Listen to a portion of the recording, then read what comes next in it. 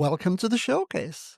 If you've not seen the showcase before, this is where we interview agents, acts, comedians, singers, ballroom dancers, whatever you want, but we go behind the scenes and we learn all about what goes on before they actually do a live show, and what goes on from agents and the people they've met, and so exciting. And today's episode I've been looking forward to for quite some while with anticipation. I have a gentleman that I've spoke to already, comes from Bradford. Is that correct, Garth? Well, between Leeds and Bradford, it's a place called Thackley.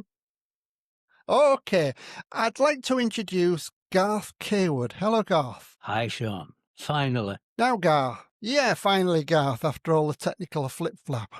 We got there, but you're on here now, and I'm really delighted, and thank you for coming on the show, because, Pleasure. my God, if there's anybody in show business that's seen and done as much as you, they deserve a medal. I didn't get one.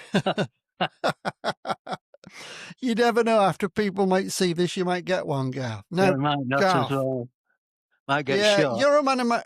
I doubt it. You're a man of my heart, because a few years ago I got into DJing and I really enjoyed it, to be honest with you, and a good bit of money off from it. When I spoke to you, you started your career, if I'm correct, if I'm not, just tell me, as a DJ. Is that correct, Garth? Yeah, in my parents' ballroom. It would have been about 1953, 54, something like that. So I was one of the first disc jockeys, I suppose, in ballrooms. Wow. That was before I was born. I wasn't even a twinkle in my dad's eye, Garth. So what kind of inspired you to get up in your parents' ballroom and do a bit Well, of... my parents were professional ballroom dancers and did demonstrations and things like that. But they also had a ballroom where they had classes and things like that. But one day a week they had a dance, and they had one of these multi-stack radiograms, or whatever you call them, where you had you could put, not a jukebox. It was just a record player that you could put 8 78s on a spindle, and they dropped down. So the records lasted about 3 minutes, and we were playing a waltz, and then it'd click and it'd drop down, and then they'd do a quick step. But there's a big gap, and it was just dead. You lost the atmosphere and all the rest of it. So I said to them, I said, look, what I'll do, I said, I'll announce the next dance is a quick step or a waltz or whatever it is, and it'll just fill the gap in. But I also found that if I clicked the little switch at the side, it would drop quicker. So we cut down the gap, and it was more or less continual. I could go from one record to the next. Wow. So I would say discovered it by accident. The first ballroom DJ in the world. Wow, that's an accolade, isn't it, Garth? Well, something like that. I think somebody with the initials of GS might have picked me to the post a little bit, because he used to play records outside the miners, in the miners' village outside the pits. But I don't know just when that was. Okay. Well, it's immaterial. Your life has been amazing, because I talked to my friend, and your friend, of course, Bill Wright, who had Bankhouse Promotions, and Bill's a great guy, and Bill has nothing but praise for you. Like him as well. I mean, he was a brilliant agent and a very, very nice guy to deal with. It was. I was tour manager with one of his bands, so I know him quite well, and he's a fantastic guy. So Bill recommended that I get you on here, because you've got some great stories to tell, and that's what we're here. So, Garth, you was a very, very successful agent, as well as you had Funhouse Productions. Is that correct? That's right. And before that, I started the agency with my first wife, and that would have been in 1963 when I got my first agent's license. Wow. And it sort of ran alongside everything else I've done, so it was possible. And then we changed the name to Funhouse Productions because the act I was performing in then was Garth Cawood's Funhouse. So we're doing the clubs and little theatres and things like that. So if I get it correctly, Garth, you moved on from being a DJ to a singer or a guitarist? In the ballroom, a friend of my mother's said, can my lads' group come and have a rehearsal? They're a skiffle band, and they call themselves the Dingoes. And she said, yeah, of course they can. Anyway, they came and they practiced, and I talked myself into it by saying, you want a manager, can I be your manager? So I became the manager. I just talked my way in, to be honest. And then we noticed that when they were playing live, nobody spoke in between the songs. They'd finish the song and just stand there and look at one another. I said, well, you can't do that. So I said, why don't you give me something to do to get me on stage, and I'll do the announcements of the songs. So they all thought that was great. So they stuck a tambourine and a pair of maracas into my hand. And I sort of went on stage with them. And gradually I did a song, which was Cliff Richard's Move It was the first one I ever did. And it went on from there, really. Wow. So you ended up being an artist yourself? Yeah, I suppose so, if you can call it an artist. But I mean, it was more for fun. It was more for fun in those days. I mean, I remember when we first got a pound each for a performance in a ballroom in Bradford, and we thought we were rich. So we got £5 for the booking, £1 each. Hey, Gareth, I mean, I remember my first gig and it was £12. So you, yeah, that's in the 70s. Yeah. So, so Gareth, I noticed that you've still got your website, Funhouse Productions, and you're still you've got offices in Leeds and Blackpool, I believe. Yeah, my partner lives in Blackpool, so he runs the office from over there. That's the reason for that. That's fantastic. And I see you've got a picture of you and the Beatles. Tell us about that, Garth. Well, that's correct. This sort of took me to another level, if it's the only way I can explain it, really. A friend of mine called Bernard Hinchcliffe, he said, would you like to compare a show for me in Leeds? I said, I'd love to. Who's on? He said, the Beatles. I said, crikey. I said, I met those a few months ago with Joe Brown and the Brothers. I was over in Liverpool, and I knew the brothers, two of the musicians, and they said, well, are you working tomorrow night? I said, no. I said, well, we're appearing in Southport. Why don't you come with us? So I went with them to Southport, and we were sat in the dressing room, and we got a knock on the dressing room door, and it was Brian Epstein. And Brian said, Joe, he said, I'd like you to meet my two protégés. This is John Beatle and this is Paul Beatle. And that's how he addressed them at the time. So that was the first meeting I ever had with them and Brian Epstein. After the show, I said to Brian, I said, look, he'd had one or two of his own bands, other bands on the show as support to Joe. He was number one with Picture of You. I said, can I have your card? I said, I'd like to book a couple of bands to take to Yorkshire. I said, sure.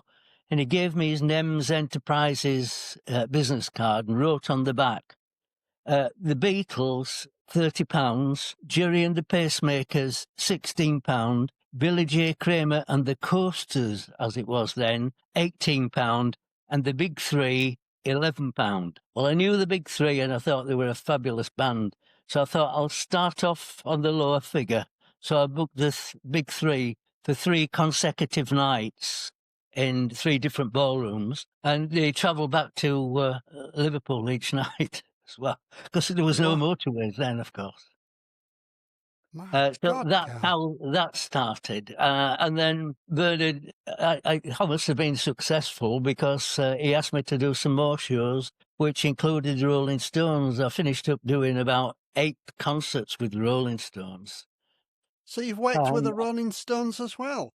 yeah, I did more with the Rolling Stones than anybody, yeah, My, which was what an a good. enlightenment, and I got on very well with Brian Jones. And he said, he said, we've only just, it's the first show that we've done out of London. He said, do you think you can pass us on any work? I said, well, I'm sure I can, I'll try. And I managed to get them a gig at the Kings and Queens Hall in Bradford, but it was for a students' union dance. Wow. It was for the students. They said we wanted somebody not local because they booked all the local bands. We want somebody from London. Can you get somebody from London? So I said, look, I've just been working with the Rolling Stones. Oh, from the What? Marquee Club. I said, yeah, from the Marquee Club. But so he said, well, we'd love the Rolling Stones. So I managed to book the Stones for £200 for them. And Wow. Come On was just hitting number one in the charts. Let's carry on from You Booked the Stones. Here you go. So for £200, yeah, okay. Wow. And so it went on again. Bernard booked me for a few more shows. I did Manfred Mann, the Four Pennies with the Four Pennies. I did Walker Brothers, Wow.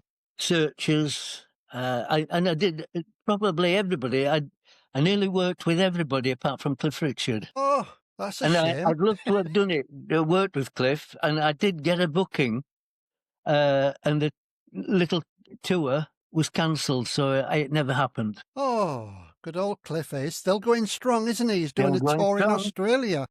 Yeah, well, Yeah, he's got yeah. talent, doesn't he? Very much so. And there's a really good tribute in the UK as well. Jimmy Germain. Oh, I don't know Jimmy, if you yeah, know. excellent, yes. Yeah, He is, yeah. So, isn't he? He's saying, yeah. yeah, and you're a bit of a rock and roller, Garth, aren't you? Well, obviously, we started in, as I say, in the ballrooms in the 50s and 60s. So the Dingoes were basically a rock and roll group, but we called it at the time a rock and rhythm group. I don't know where that came from, but anyway, it was a rock and rhythm group.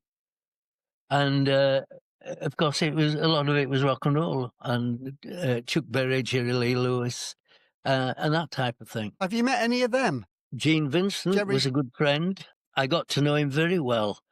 And tell you a quick story about Gene. I'd given him a couple of bookings in a couple of places, but as I say, I knew him.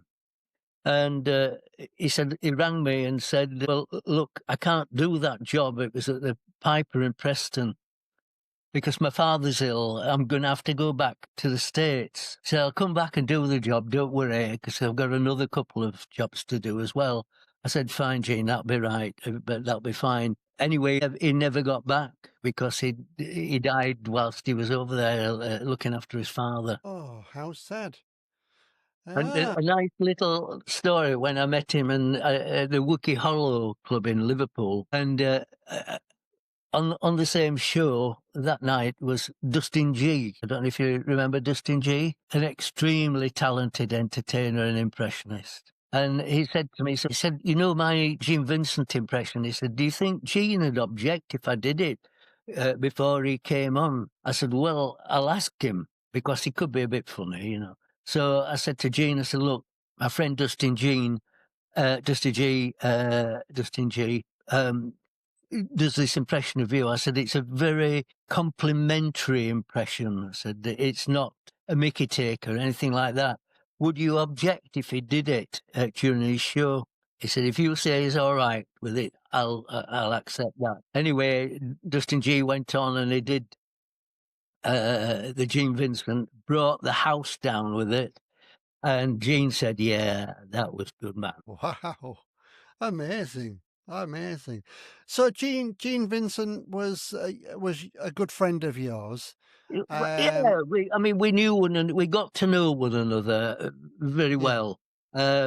I said to one of the ballroom managers at the Majestic in Bradford, I said, look, with the Dingoes now, we were appearing in Barnoldswick this night. And I said to I'd love to meet Gene Vincent. He said, I can fix that up for you, Garth, don't worry. So he said, I fixed it up. He said, in the interval, he said, just get up out his seat, walk down towards the dressing room doors, He says, "And I'll be there, and I'll take you through to meet Jean." So Wow. we went. I went down, and he said, "This way." Took me this way. Opened the dressing room door. Knocked on the door. Opened the dressing room door, and he said, "Your greatest fan, Garth Cawood. This is Vince Eager." He got mixed up. So I met Vince Eager and no Gene Vincent. Oh, okay. Vince How wasn't too strange, happy. eh? Vince wasn't too happy Oh, about that, but we became very good friends and still are very good friends from that meeting. so that's good. Did you get on with Mick Jagger? Yeah, it was always very quiet, but yeah, I got on better with Brian, probably more than any of the others. And when Brian died, or just after, I was working at a nightclub in Paris, and Keith Richard was down at another nightclub called Annabella's, I've just forgotten. He was there just as a guest, and somebody told him there was an English disc jockey working up at this other nightclub. He says, "Who is it?" So he gave him my name. He said, "Oh, well, I know him." So they came up to see me, and we had a little chat about Brian and, condolences and all the rest of it. And that was the last contact I ever had with the Rolling Stones. That would have been Wow. approximately 1969, I think it would have been. My I might God. be out a little bit, but about 69. Garth, there's something I want to ask you. The photo of the Beatles, was that when they had Randolph Peter Best as the drummer? No, it Oh, was Ringo. Did you not so it was. recognise him in the photograph? Well, I'm just looking. And it looks like Randolph. But mind you, they're very No. young there on that photo. Well, Is of that you course in the it. shiny suit? Yeah, it was a golden army jacket. Yeah. Oh wow! My God, And you you look a don't right often spanker get there. photographs. You don't often get photographs like that. But I was very lucky. The local newspapers wanted to get a photograph of somebody local from Yorkshire with the Beatles, and they asked me to if I'd go. I was comparing the show, of course. I opened Wow. the show with a couple of songs and then compared the rest of the show. So the Beatles didn't object to me having the photograph taken with them, and that's how I got the photograph. What fantastic memories is that, Garth? Not many people can say that, can they? No, I don't suppose I can. I get a lot of envious people when they see the photograph. They say, "Crikey, that must be worth a fortune." If I'd have been able to have found the card that Brian Epstein wrote on the back of, that would have Oh, been worth thinkable figures. But I couldn't find it. absolutely. Jerry Marsden offered me $2,000 for it in the 70s, and I couldn't find it. And if he offered me, and Oh, Jerry looked after his money, um, he offered me $2,000 for it if I could find it, but I couldn't find it. And if he offered me $2,000, it would have been worth $5,000 at least. cool. And did you know Jerry Marsden as well? Yeah, well, we managed him where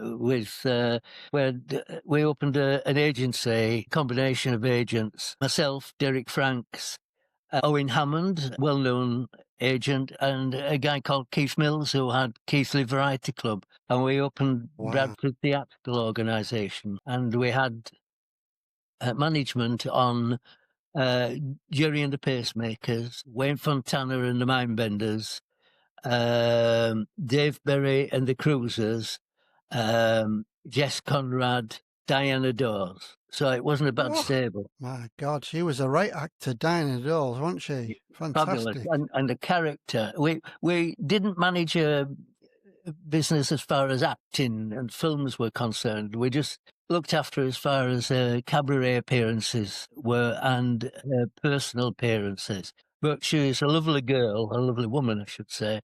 And of course, we met the famous Alan, her husband, Alan Lake. Wow. And And go on. and do you know, Garth?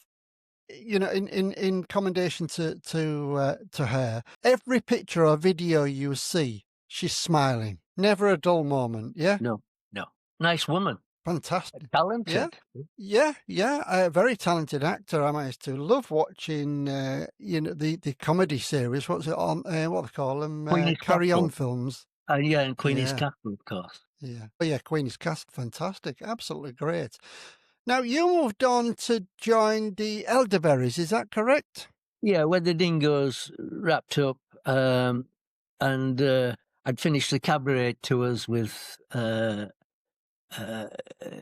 band. I joined the Elderberries. The Elderberries were the remnants of the Dingoes, which was my original band, and a couple of musicians from bands that we used to work with, local bands that we used to work with in the period. We're all friends together anyway, and we did the clubs as the Elderberries. It was more or less as we were running down. We only wanted to work once a week or a couple of times a month, and that was enough for us, but it was just to keep our hand in. The picture of you at the Elderberries is classic 70s, 80s. Is that right? Yeah, that would have been probably, I don't know which photograph you're talking about. Oh, okay. It's on your Funhouse Productions, Garth. Which one was it? Oh. I can't. It don't matter anyway. It's still a classic picture. Very good photography. Very clear. Yeah. But how long did that last, Garth, with the Elderberries? 10, 12 years. Wow. And did you do a lot of travelling extensively with that band? No. We just stuck to local gigs. None of the band wanted to travel, and we were only doing it for a bit of fun and more or less to keep our hand in. And as I say, we were all friends as well. That's great when you're all friends, because it's more enjoyable. Have you been abroad with anybody famous, or have you kind of like toured abroad with any bands or yourself? Well, yes, Jess Conrad took me to Saint-Tropez and introduced me to Saint-Tropez, and I was disc jockeying and at Brigitte Bardot's club in Saint-Tropez, and they booked me back for the following year, but a different club this time. And they wanted me to bring an English band with me. So I brought a band with me, and I used to do a guest spot with them. But I was still doing the disc jockeying as well. My God, that's unbelievable. That you've kind of like been abroad. You've met all these famous acts. You're still looking as young as ever. I wouldn't say that. Have you been to Specsavers recently? Maybe I do need some new specs. No, you're only as young as you feel. Do you feel young? Yeah, apart, I have a bit of problem with my eyes and things like that, and that's about it. Hopefully, touch wood. Yeah. Now, you kind of like managed a real good friend of mine. I don't know if you managed him, Dr. Jive. Do you remember Dave? I do know Dave, an old pal, and I wouldn't say I managed him, no, but I got him as much work as I possibly could. But the Aces were also friends of mine from Hull. Oh, Johnny Pat. Yeah, Johnny Pat's band. Wow. And Dave, of course, joined the Aces as well, and he played with the Aces. Wow, what a combination. I mean, sadly now Johnny's, in ill health, but do you still talk to him? Yeah, I haven't done for a while, but I did do, yes. We were pals. With the Aces. I first met the Aces on the Rolling Stones gig at Hull Town Hall.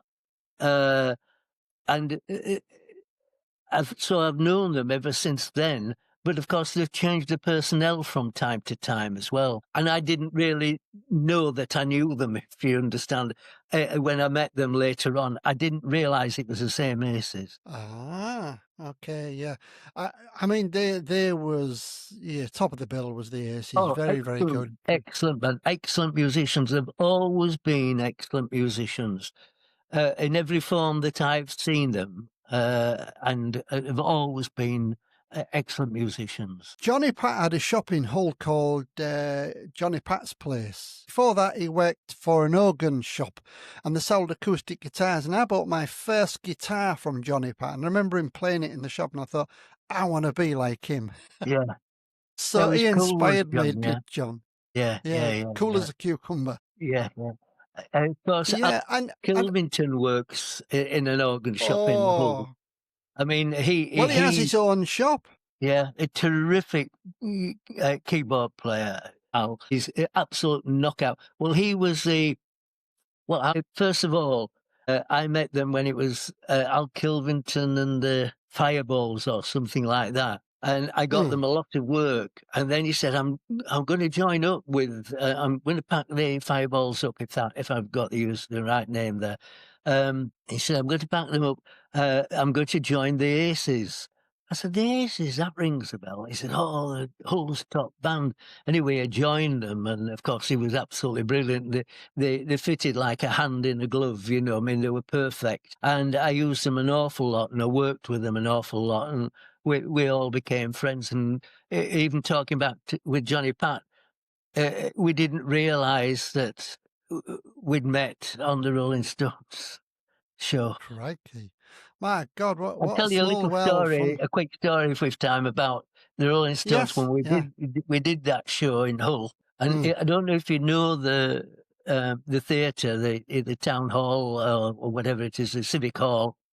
The city hall, yeah. Yeah, the steps run right up the back of it. I think it was for classical music, people could sit up there at one time. But the steps to the dressing room were like a ladder.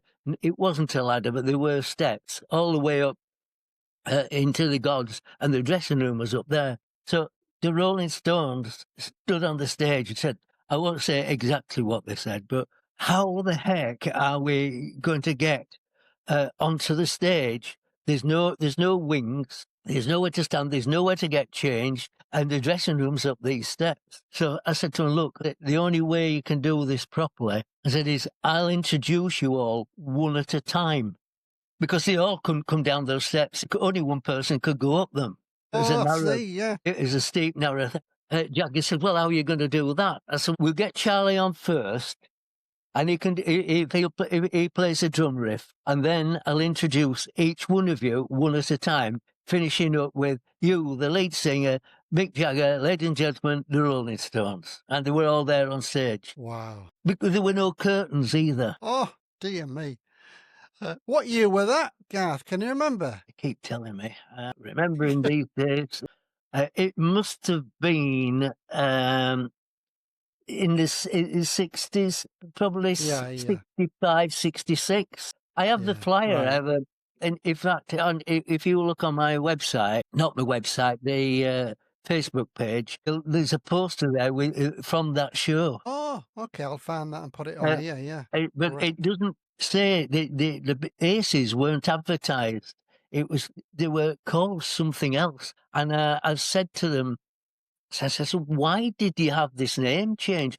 They were called the Aces on the Manfred Mann show, and then the next one was this one, and they were called some 4+1 or something like that. No mention of them being the Aces, and of course they were the biggest draw in Hull, which I could never understand. And Hines and the Wild Boys were on as well, and Johnny Kidd and the Pirates. Oh. What a lineup.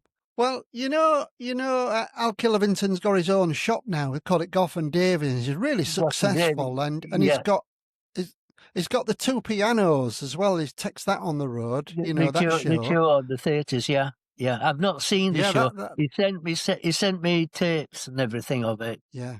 Very successful. I had him on my podcast. I was grateful for him coming on because, we go back a long time when it was the big Goff and Davies. Always been a great guy, always willing to talk to you and always bright and cheerful, as you are, Garth. It's great.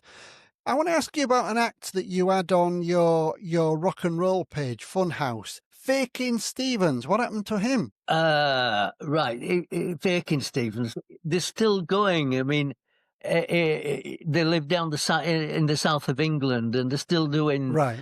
It's a band called Good Rockin' Tonight, and Mark, the lead singer, goes out occasionally as Fakin Stevens, which is Shakin' Stevens tribute.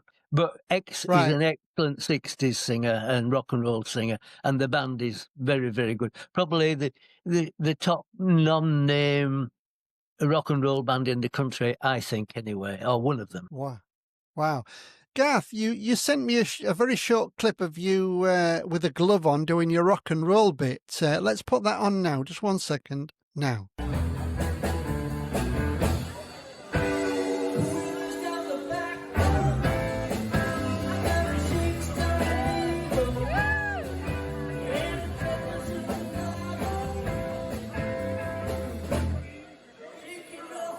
Okay.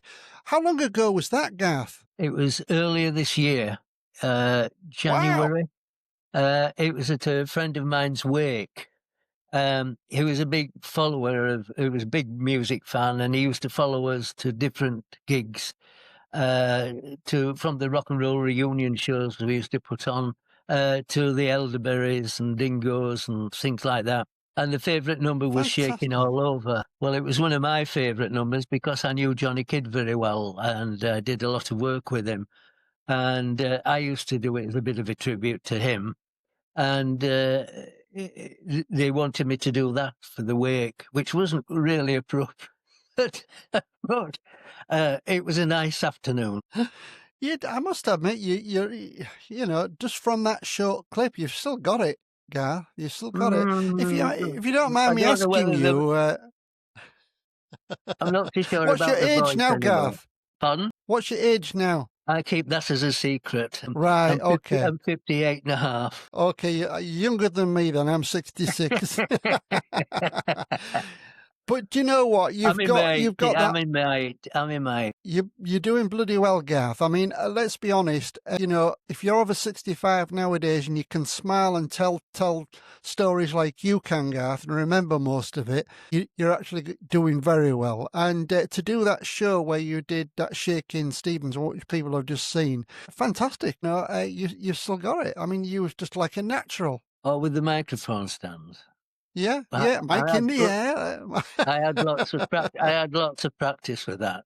It wasn't my stand. It belonged to a band called. Well, the band that was backing me that wake was a band called Beatles for Sale, who you may have seen advertised around. A Beatles tribute band, an excellent tribute band. And they backed me, and that was their equipment and sound. Wow. Did you think he was Freddie Mercury? My performance. Sorry? Did you think he was Freddie Mercury lifting that mic stand like it was, you know, nothing?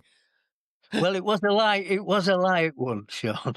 It was a lightweight stand. Compared to them, you know, in the 60s, I remember mic stands, you could hardly lift them up. You could hardly lift them.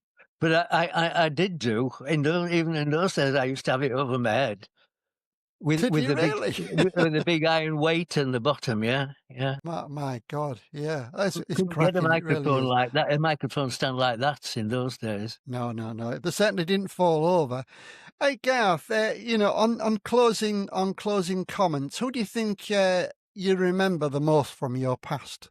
In what respects remember the most? Really enjoyed meeting and had the pleasure in either working with them or working for them or, you know, things like that. I think I've got for example, the Beatles. Yeah, I've got to say Johnny Kidd, to be honest with you, because the first promotion I ever did myself was with Johnny Kidd and the Pirates when they were number one with Shaking All Over.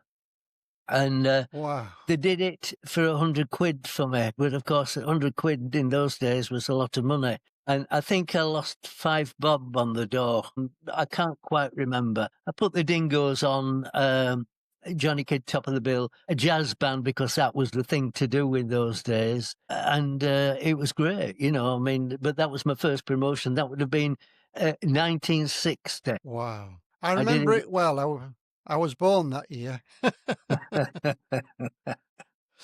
Shaking all over, were you born? Oh, You know, I like shaking Stevens, but a lot of people say they like shaking their own. Yeah. Yeah, Shaky Stevens is a great performer, though. Did you meet Shaky? I don't know him, no, but I No. been to see him, and he was an excellent performer. And I like his records as well. They're all mostly 70s and 80s time. Same time as Shawadi Waddy and Shakin' Stevens, went sort of together, didn't they? That Well, period. shaking Stevens, yeah. We're rejoining Garth Cawood now after a connection problem. Garth, we was talking about Johnny Kidd, yeah? Yeah. Being one of my Yeah. favourite artists because I did my first ever promotion with him Wow. when And Shaking All Over was #1. how do you feel when he passed away? I mean, what did I he was pass upset, away but I was from? working in France at the time. Was he really? I was in Paris, yeah. Yeah. And we was talking about closing moments, and I asked you who you remember most. You said Johnny Kidd, of course, and you became very good friends. But if there's anything that you can remember from your career, any wild story that you can remember that you'd like to just run over with me? I thought I'd done a lot of them, but I'd have to just think back. Think back in Don't time. worry. It's a long time. It's a long time. I mean, one So of my best are you friends can in the yeah. business has been Jess Conrad as well, and he was Oh, probably the only one that actually did anything for me. He took me to Saint Tropez in the first place, and that was another push up the ladder for my career after the Beatles and the Stones and things like that. Because with those that ammunition to go to France and to go to Saint Tropez, the guy that was working with the Rolling Stones and the Beatles, and that. Remember, it was all 1960. This, so it was all relevant, and they were the biggest things in the world at that time. crikey. Yeah, you're right. While most agents have wound down, you've got some of the big agents like Bill, you've got Alan Wood, and all the very big agents from the UK have all wound down years ago. You're still going strong, Garth. Where do you Well, get it from? I wouldn't say strong. We're just ticking away with a handful of hotels that we've booked for a number of years, and it just gives us enough to do, fills in a Yeah, little bit of time. That is all, really. We're not doing much. I mean, I don't have anybody under management anymore at all because no, you can't guarantee anybody dates. Those days have gone. And if you yeah. get somebody under management, you really have to guarantee that you can fill that book. Can't do it. Yeah, yeah. I mean, Garth, you've gone from the 50s to the present to in 2025. You must have seen some massive changes over the last years. Well, yes, obviously, yeah, yeah. A lot of it I don't What's like. the... No, me Better too. not I say mean, too much, you know. oh, well, sadly though, Garth, you know, a lot of clubs are closing and, you know, the cost of rents nowadays, the cost of beer, you know, what's causing the demise of Clubland, do you think, Garth? I think it's a mixture of things. I think the committees don't help themselves. They don't.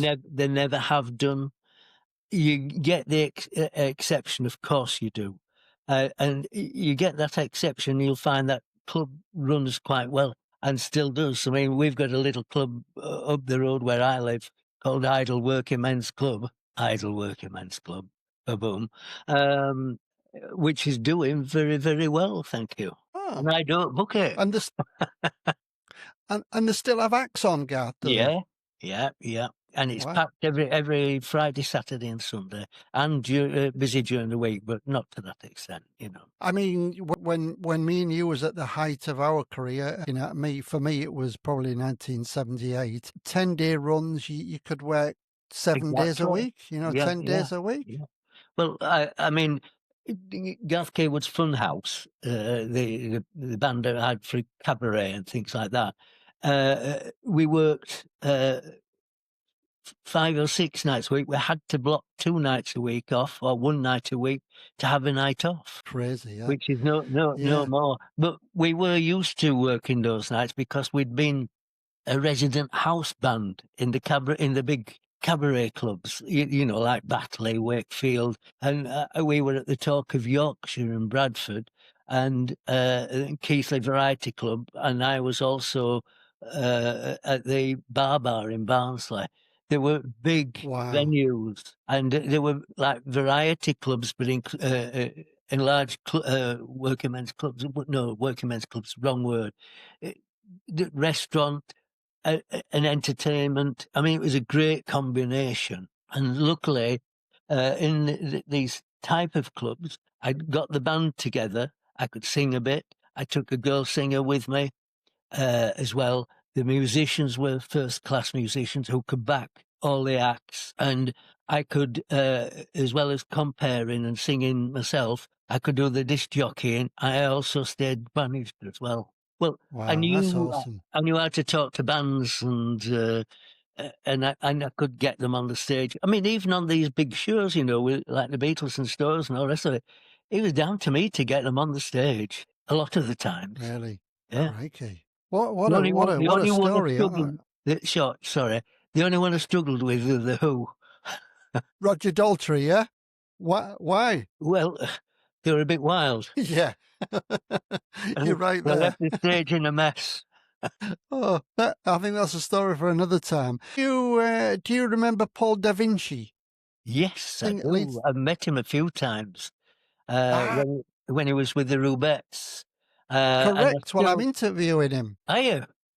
Nice man. Yeah. Nice man. Great singer. What a voice he's got. I mean, fabulous voice.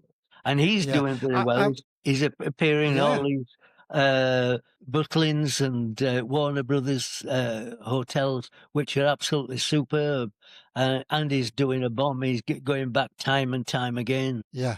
Nice guy. Very, very nice man. I was introduced to him by Helen Kirkwood, Helen Day. Yeah. And she's doing really well over in Australia and still a vibrant young lady, and I'm really happy. She's introduced me to a few people. I'm actually also interviewing Ian West, who's Cliff Richard's drummer. All right. So he's on tour with Cliff now. Yeah. So he comes back to the UK in December, and I've booked him on the 10th of December. And I've got your mate as well, Alan Wood, the agent. He's in Aussie as well. Well, I love Alan, and of course I know Helen very well. Helen you Kirkwood, do, yeah. Helen Day. Lovely people. Delight of my life. It's been fantastic. So I'm going to say thanks to Bill for pushing me to get on to you, Garth. I really appreciate it. It's been a fantastic 45 minutes. I'm sure we could have gone on for another 45, but I think we've got the highlight of your career here, Garth. So on behalf of the showcase, I really do hope you enjoyed listening to Garth and some of the things he's done, some of the people he's met. You're lucky nowadays if you meet one famous person, but to Garth, they're just mates. So Garth, last words from you. Thank you very much. Thank you very much indeed for the invitation, Sean. I've enjoyed it, bringing back all these memories for myself as well, I'm sure, and the people who are going to watch this are going to say thank you, and they also remind them of the fantastic days they had with you, Garth. So keep healthy, keep happy, keep doing what you're doing, and keep in touch. Thank you, Garth Cawood. Thanks to everybody. Bye. Thank you.